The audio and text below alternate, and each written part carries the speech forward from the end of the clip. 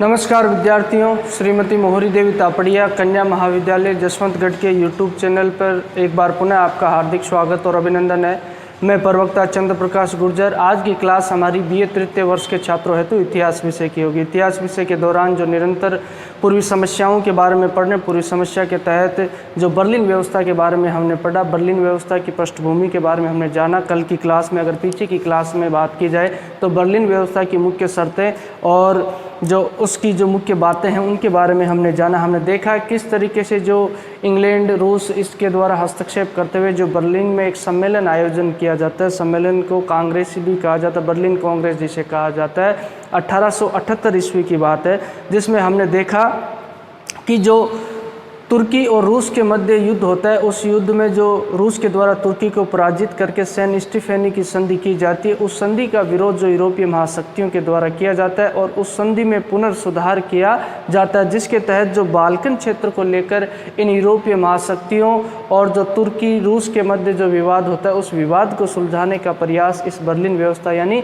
Berlin व्यवस्था कह दो इसे या तुम बर्लिन कांग्रेस कह दो, ये 1878 ईस्वी में जो इन यूरोपीय महाशक्तियों के मध्य संधि संपन्न होती है, जिस संधि के तहत हमने देखा कि बल्गेरिया जैसे राज्य का निर्माण रूस के द्वारा किया जाता है, उसका पुनर्विभाजन इन महाशक्तियों के द्वारा कर दिया जाता है और बाल्कन क्षेत्र का दोबारा से बंटवारा यूरोपीय महाशक्तियों के द्वारा किया जाता है, जिसके तहत हम देखते हैं कि इंग्लैंड और रूस के मध्य जो तनाव की स्थिति पैदा हो जाती है, विरोधाभास उत्पन्न हो जाता है बल्गेरिया राज्य के विभाजन को लेकर, और किस हद तक ये अपने उद्देश्य को प्राप्त करने में सफल होती है। यानी कि आज हम बर्लिन व्यवस्था की समीक्षा करेंगे कि इसके द्वारा जो फैसले लिए गए उनके क्या परिणाम होते हैं और इसका क्या महत्व होता है और कहाँ तक ये अपने उद्देश्य को प्राप्त करने में सफल होता है।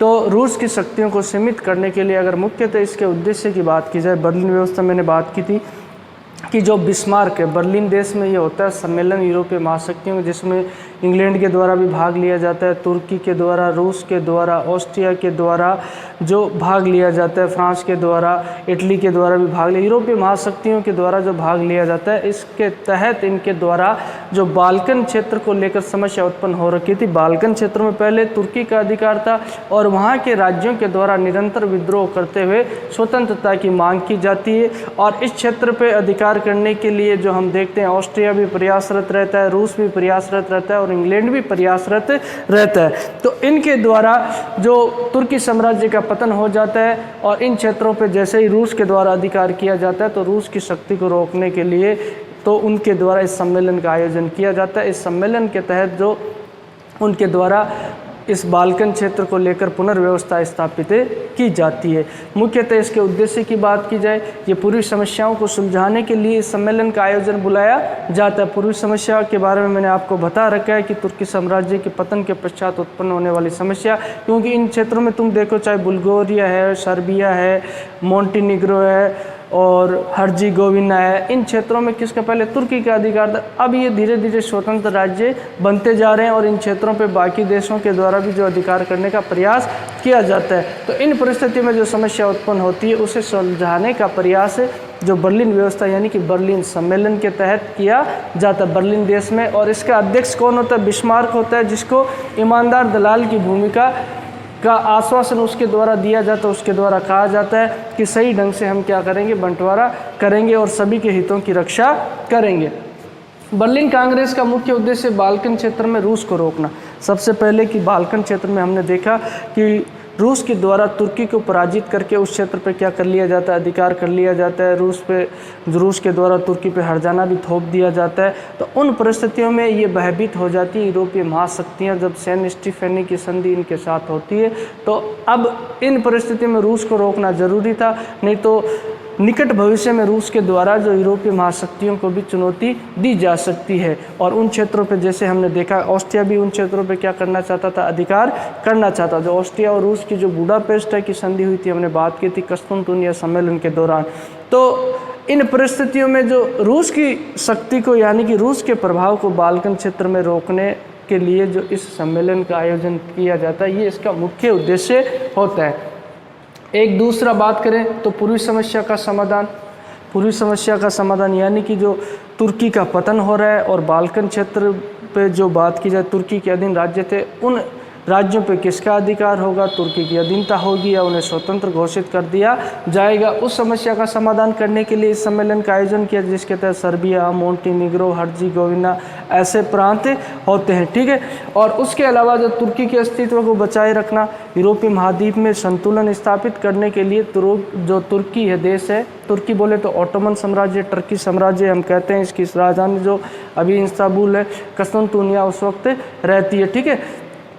तो अब इसके अस्तित्व को बचाना जरूरी है, नहीं तो यूरोपीय महाशक्तियों में आपस में लड़ाई हो जाएगी, टकराव हो जाएगा। तो ऐसी परिस्थितियों में यूरोप महाद्वीप में इसके अस्तित्व को बचाने के उद्देश्य से क्या किया जाता है, इस सम्मेलन का आयोजन किया जाता है, ठीक है। और उसके अलावा जो बाल्कन क्षेत्र में रूस, इंग्लैंड व ऑस्ट्रिया के हितों में संतुलन स्थापित, भाई सबको बराबर मिलना चाहिए, इनके हित तो वहीं टकरा रहे थे। रूस भी अधिकार करना चाहता था बाल्कन क्षेत्र में, इंग्लैंड भी अधिकार करना चाहता था और ऑस्ट्रिया भी अधिकार करना चाहता था। अब इनमें जो संतुलन स्थापित करने के लिए किसी को ज़्यादा नहीं मिल जाए, तो ऐसी परिस्थितियों में इस सम्मेलन का आयोजन किया जाता है। यानी बर्लिन जो कांग्रेस की बात की जाए, बर्लिन सम्मेलन की बात की जाए, बर्लिन व्यवस्था की बात की जाए, बर्लिन की संधि, ये एक ही बात है, ठीक है। तो इस उद्देश्य से इस सम्मेलन का आयोजन किया जाता है। इसमें जो ब्रिटेन के प्रधानमंत्री डिज़रेली भी आते हैं। इस सम्मेलन से जो जैसे ही वो इंग्लैंड लौटते हैं, इनके द्वारा कहा जाता है कि मैं सम्मान सहित शांति लाया हूँ। इस सम्मेलन के बारे में उनके द्वारा हम बात करें, इसकी समीक्षा कर रहे हैं कि इस सम्मेलन के क्या परिणाम निकलते हैं, यानी कि लड़ाई झगड़ा भी नहीं हुआ और समस्या का भी समाधान हो गया, ये बात कही जाती है किसके द्वारा, डिज़रेली। हालांकि हम देखते हैं कि कई विद्वानों, इतिहासकारों में इस बात को लेकर मतभेद है। कई विद्वान इतिहासकार कहते हैं कि जिस उद्देश्य से इस सम्मेलन का आयोजन किया गया था, उस उद्देश्य को प्राप्त करने में ये सम्मेलन सफल नहीं होता। लेकिन कुछ विद्वानों का मानना है कि हालांकि ये सफल हुआ नहीं हुआ, लेकिन कुछ समय तक यूरोपीय महाद्वीप में इस सम्मेलन के पश्चात शांति व्यवस्था स्थापित हो जाती है। बाल्कन युद्ध की बात की जाए तो 1912 के 13 में जो बाल्कन युद्ध होते हैं, वहाँ तक जो यूरोप महाद्वीप में शांति व्यवस्था स्थापित हो जाती है। तो किसी हद तक, यानी कुछ हद तक ये जो अपने उद्देश्य को प्राप्त करने में सफल रहता है। दोनों ही मत हमें देखने को मिलते हैं। मुख्यतः इसके परिणामों में बात करें तो रूस की प्रतिष्ठा को ठेस पहुंचती है। हम देखते हैं कि जब तुर्की और रूस के मध्य युद्ध होता है और उनके मध्य संधि हो जाती है, तो बाल्कन क्षेत्र में रूस का प्रभाव बढ़ जाता है। लेकिन डिज़रेली के द्वारा अपने सैनिक भेज के जो हम देखते हैं कि किस तरीके से रूस पर दबाव बनाया जाता है और मजबूरन रूस के द्वारा जो इस संधि पर पुनर्विचार करने के लिए हामी भर ली जाती है, जो उसकी प्रतिष्ठा को क्या पहुँचती, ठेस पहुँचती, उसके मान सम्मान को ठेस पहुँचती, क्योंकि रूस उस वक्त इंग्लैंड से लड़ने के लिए समर्थ और सक्षम नहीं था। तो ऐसे परिस्थितियों में रूस की जो छवि थोड़ी बहुत हम देखते हैं, प्रतिष्ठा को यूरोप में धक्का पहुँचता है। उसके अलावा सर्वस्लाववाद विचारधारा को ठेस पहुंची। सर्वस्लाववाद विचारधारा कौन सी थी? जो स्लाव जाति के लोग थे, उनके द्वारा बाल्कन क्षेत्र में एक नवीन राज्य स्थापित करने की मांग की जाती है। इसी के तहत उनके द्वारा आंदोलन चलाया गया, रूस के द्वारा इसको समर्थन दिया गया।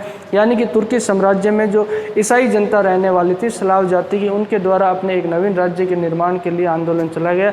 उस आंदोलन को हमने देखा किस तरीके से तुर्की के द्वारा कुचला गया और इस बर्लिन व्यवस्था के द्वारा ये आंदोलन को और कुचल दिया जाता है, ठीक है। इससे इस सर्वस्लाववादी विचारधारा को क्या होता है, जो ये विचारधारा को ठेस पहुंचती है और ये आंदोलन जो इनका था ये जो गर्त में चला जाता है, ठीक है। और उसके पश्चात इस बर्लिन व्यवस्था के कारण ऑस्ट्रिया और सर्बिया में झगड़ा हो जाता है, तनाव की स्थिति पैदा हो। कैसे हो जाती है? जैसे हमने देखा बोस्निया और हर्जेगोविना का जो क्षेत्र था ये किसके अधीन था? तुर्की के अधीन था। लेकिन इस बर्लिन व्यवस्था के तहत हमने देखा कि प्रशासनिक अधिकार किसे सौंप दिए जाते हैं? ऑस्ट्रिया को सौंप दिए जाते हैं अनिश्चित काल के लिए, और सर्बिया इसको अपने क्षेत्र में मानता था, इस पर अपना अधिकार जताता था। इन परिस्थितियों में अब ऑस्ट्रिया और सर्बिया के संबंधों में आगे जाकर क्या तनाव यहाँ हमें देखने को मिलता है, एक परिणाम ये भी देखने को मिलता है। उसके अलावा जो थॉम्सन महोदय, इनका स्टेटमेंट है किसके बारे में, जो इस बर्लिन व्यवस्था के बारे में। ये क्या कहते हैं? प्रत्येक राज्य पहले की अपेक्षा अधिक असंतुष्ट व चिंतित हो गया। अब जिसके तहत ये दोबारा से जो बाल्कन क्षेत्र में हम कहते हैं कि विभाजन किया जाता है यूरोपीय महाशक्तियों के द्वारा, कोई क्षेत्र लेकर किसी क्षेत्र में डाल दिया जाता है, किसी राज्य को कोई को पुनः तुर्की की अधीनता में कर दिया जाता है। तो ऐसे क्या होता है कि अब ये राज्यों के बीच में जो हमने देखा, सर्बिया भी असंतुष्ट हो जाता है, मोंटीनिग्रो भी असंतुष्ट हो जाते हैं, और जो ये बात की जाए क्रीट का क्षेत्र है जो यूनान में मिलने के लिए आगे जाके आंदोलन करेगा, तो ये जो छोटे छोटे राज्य अब इन्हें पुनः देखा जाए तो वापस में ये वो लड़ाई वहीं रह जाती है और इनमें विवाद वापस पैदा हो जाते हैं, क्योंकि कई राज्यों के द्वारा विरोध, वहाँ की जनता, ईसाई जनता के द्वारा विरोध किया जाता है, क्योंकि उनको पुनः तुर्की की अधीनता में जो ले लिया जाता है और इससे उनका मानना था कि तुर्की के द्वारा उनके ऊपर जो अत्याचार किए जाते हैं। तो ऐसे पुनः जो हम देखते हैं कि या अब देखोगे फ्रांस के द्वारा मांग की गई वो क्षेत्र उसे नहीं मिला, इटली के द्वारा मांग की गई वो क्षेत्र उसे नहीं मिलता है।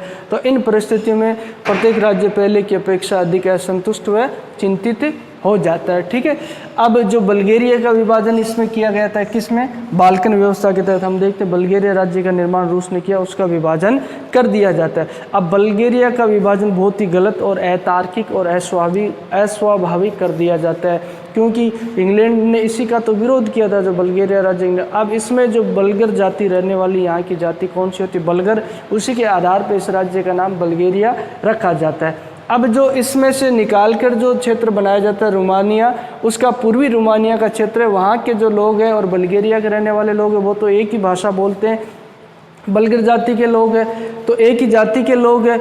अब ऐसे में इनका विभाजन करना अस्वाभाविक और अतार्किक होता है। ये इस बर्लिन व्यवस्था की क्या रहती है, कमजोरी रहती है, ये गलत होती है। अब मैसेडोनिया को पुनः तुर्की को दे दिया जाता है। मैसेडोनिया को पहले जो स्वतंत्र राज्य घोषित कर दिया जाता है, लेकिन पुनः इस पर तुर्की का अधिकार मान लिया जाता है, जिससे यहाँ की रहने वाली ईसाई जनता है उसका विरोध इन्हें देखने को मिलता है और ईसाई जनता के द्वारा निरंतर जो क्या किया जाता है, तुर्की का विरोध किया जाता है। और मूलतः यही जो मैसेडोनिया की जो जनता है, ईसाई जनता, इन्हीं के विरोध स्वरूप हम देखते हैं कि जो बाल्कन युद्ध, जो आगे जाकर क्या होता है, बाल्कन युद्ध होता है, जो हम देखेंगे कि पूरी समस्या के तहत तीसरी महत्वपूर्ण घटना होती है 1912-13 ईस्वी में, जो बाल्कन युद्ध प्रथम और द्वितीय हमें देखने को मिलते हैं। इसके अलावा जो क्रीट का क्षेत्र है उसे अलग कर दिया गया था। इसके क्रीट क्षेत्र द्वारा यूनान में विलय करने हेतु जो विलय की मांग की जाती है, क्रीट यूनान में मिलना चाहता है, इस हेतु यहाँ की ईसाई जनता के द्वारा आंदोलन किया जाता है। अब मूलतः हम देखते हैं कि जो बाल्कन क्षेत्र में विभाजन किया जाता है इस बर्लिन व्यवस्था के तहत, वह इसमें जन भावनाओं का ध्यान नहीं रखा जाता है और अपने अपने निजी स्वार्थों से ही हम देखेंगे, ऑस्ट्रिया के द्वारा अपने स्वार्थ, इंग्लैंड के द्वारा अपने स्वार्थ, उनके आधार पर क्या कर दिया जाता है, इस क्षेत्र का विभाजन अतार्किक रूप से कर दिया जाता है, जो आगे जाकर और पुनः जो समस्या का कारण बन जाता है और इस क्षेत्र में पुनः अराजकता और अव्यवस्था फैलती है, जिसके फलस्वरूप हमें क्या देखने को मिलता है, जो बाल्कन का युद्ध देखने को मिलता है। और बिस्मार्क को जो कमान सौंपी गई थी, अध्यक्षता की कमान सौंपी गई थी, उसी कारण हम देखते हैं कि आगे जाकर यूरोप में गुटबंदियाँ शुरू हो जाती है और यही गुटबंदियाँ आगे जाकर किसका रूप धारण कर लेती है, जो विश्व युद्धों का रूप धारण कर लेती है। विश्व युद्ध जो आगे जाकर होते हैं उनका कारण ये गुटबंदी बनती है।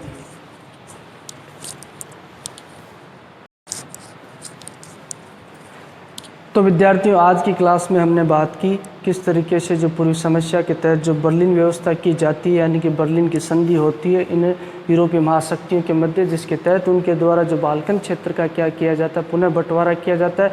इस बंटवारे का क्या महत्व रहता है, इसके क्या परिणाम होते हैं दूरगामी आगे चलकर, और इसकी समीक्षा की कहाँ तक इसमें कमियाँ रहती है, कौन सी अच्छाइयाँ होती है। हालांकि ये पूर्णतः अपने उद्देश्य और लक्ष्य को प्राप्त करने में असफल रहता है, लेकिन कुछ हद तक हम ऐसा भी नहीं कह सकते इसके द्वारा जो की गई व्यवस्था पूर्णतः असफल थी, क्योंकि कई क्षेत्रों में इसके द्वारा सफलता प्राप्त की जाती है और कुछ समय के लिए जो यूरोपीय महाद्वीप में जो यहाँ जो बात की जाए अशांति का जो माहौल था उसे क्या कर दिया जाता, समाप्त कर दिया जाता, युद्धों को रोक दिया जाता है और लंबे समय तक 1912 ईस्वी तक हमें इस क्षेत्र में बात की जाए किसी तरह का संघर्ष नहीं देखने को मिलता। तो एक तरीके से जो युद्धों को इसके द्वारा टाल दिया जाता है पूर्वी समस्या के तहत। और इससे हालांकि रूस की प्रतिष्ठा को ठेस जो पहुंचती है, रूस की प्रतिष्ठा गिरती है इसमें अगर बात की जाए। फिर भी जो यूरोपीय महाद्वीप में हम देखते हैं कि एक बार जो शांति स्थापित इस सम्मेलन के द्वारा कर दी जाती है बर्लिन व्यवस्था के, और एक बार दोबारा से जो बाल्कन क्षेत्र का पुनर्विभाजन कर दिया जाता है। तो बोलिए, यहाँ तक आपको कोई चीज़ समझ में नहीं आई हो, किसी तरह की समस्या हो, शंका हो, तो आप निसंकोच पूछ सकते हो। और इसके अलावा अपने पास जो शैक्षणिक व्हाट्सएप ग्रुप प्लेटफॉर्म अवेलेबल है उसके माध्यम से आप अपनी बात मुझ तक पहुंचा सकते हो। अध्ययन अध्यापन से संबंधित किसी तरह की जो राय या सुझाव वो भी आपकी आमंत्रित है। इतिहास विषय से संबंधित कोई और भी आपकी जिज्ञासा उत्सुकता हो वो भी आप मुझसे साझा कर सकते हो। तो आज की क्लास के लिए बस इतना ही और सभी विद्यार्थियों का एक बार पुनः बहुत बहुत धन्यवाद।